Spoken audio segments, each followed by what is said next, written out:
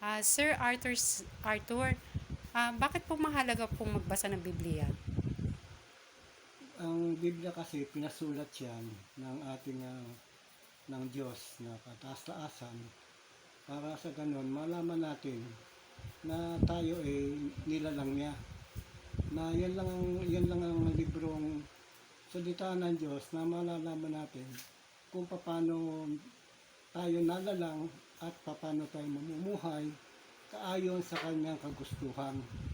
At para sa ganun naman na hindi tayo maliligaw na nakikinig lang tayo sa mga sabi-sabi ng tao na may kasama mga tradisyon na ang Biblia hindi nagsisinungaling.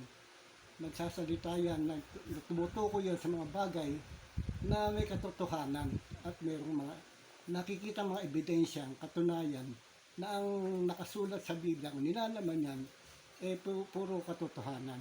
May mga ebidensyang na natutuklas ng mga arkeologo na ang mababasa ng Biblia ay may katotohanan. Ngayon, kung tayo nananampalatayang merong isang Diyos, ang Biblia lang ang makapagtuturo sa atin kung sino ang talagang Diyos na dapat natin paglingkuran at sambahin. Ngayon, sa pamagitan rin ng kanyang mga sulat na pinasulat para tayo magkaroon ng karunungan at kaalaman, malaman natin ang kalagayan natin habang tayo'y nabubuhay. At naglalaan din niya ng pag-asa na ang Diyos ay may gagawin para sa atin. At gabay din natin yan sa araw-araw na pamumuhay para maiwas tayo sa anumang panganib na maaari natin matahak o makaharap. At madidisiplina din natin ang sarili natin na batayan ang batayan natin ang salita ng Diyos. Yung kung ano man yung karunungan na matatamo natin, diyan natin masusumpungan. Kaya kailangan natin magbasa ng Biblia para sa ganun, malaman natin ang katotohanan, may kinalaman sa ating pananampalataya na hindi tayo naliligaw. At meron pa siyang ginamit na para gabayan tayo sa ating pananampalataya na maging may katumpakan ang ating Sir Arthur, pinagsisikapan. ano po masasabi niyo po sa mga tao na pag nagbabasa daw po sila ng Biblia, lalo daw sila maloloka? Lalo daw sila magiging saraulo. Ang pagbabasa ng Biblia, Bakit po ko ganun? kailangan unawain mo yung binabasa mo. Hindi ka dapat magiging emosyonal. Kailangan unawain mo kung ano yung mensaheng gusto ipabatid sa'yo, i-share sa'yo, na para matulungan ka, hindi para masira na ulo mo. Ngayon, kung nasasabi nila sisira ulo, kasi masyado silang palaisip doon sa mga bagay na hindi naman inuutos o sinasabi doon sa Biblia. Sa sarili lang nilang yun. Sa sarili lang nila kung ano yung mga pinag-iisip nila na nagiging sanhi ng pagkalito ng kanilang pag-iisip.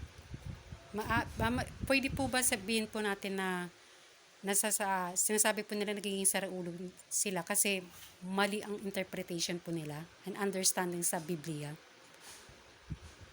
Tayo naman, binigyan naman tayo ng karunungan para maunawaan natin ang mga bagay-bagay.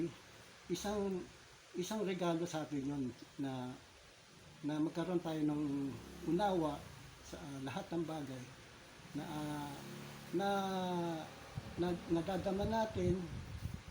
Pero paminsan kasi kung masyado tayo nagiging extreme na sa isipan lang natin yung mga bagay na yun na hindi naman dapat mangyari. Yung isip lang natin ang nagiging sanhi ng pagkalito.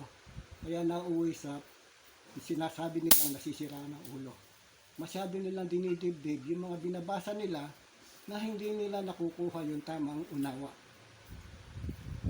Pwede po ba natin sabihin na wala po silang banal na espiritu na nag-guide sa kanila habang nagbabasa sila ng Biblia kaya hindi nila naunawaan? Kaya sobrang pagkalito ng utak nila. Bago tayo magbasa hanggat maaari, hingin muna natin yung banal na espiritu ng tunay na Diyos. Kailangan may alam natin kung sino yung tunay na Diyos para magabayan tayo sa ating pagbabasa. Ngayon, hindi natin masasabi kung ano sa simula talaga, hindi naman lahat ay bibigyan ng banal na espiritu.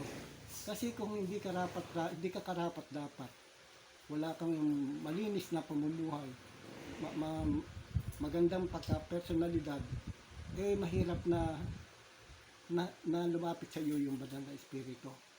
Kailangan kaayon ka rin doon sa mga kwalifikasyon na talagang pwede kang sang-ayunan para mabigyan ng banal na espiritu. Okay, marami po salamat po, Sir Arthur, sa mga sagot niyo po.